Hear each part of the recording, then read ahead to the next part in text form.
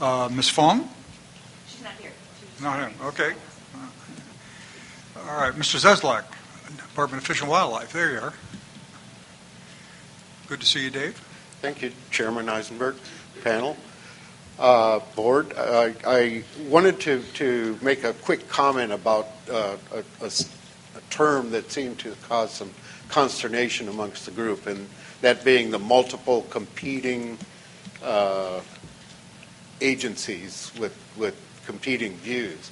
I think, at least from my experience working with the fish agencies and other agencies that work with us, like Val's organization and DWR and the Bureau of Reclamation, that there is a lot of work that's done in common understanding, common goals, and common vision.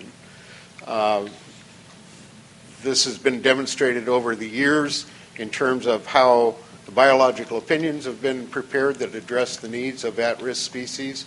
It has been reflected in how we jointly work on plans like the Bay Delta Conservation Plan, the Ecosystem Restoration Plan, the Fish Restoration Program Agreement, and others. And I think my suggestion is that when we're going to talk about, when we make the statement of entities with conflicting goals and objectives, that we actually give some examples of where those conflicts might exist, and not just leave it a blanket statement like it is with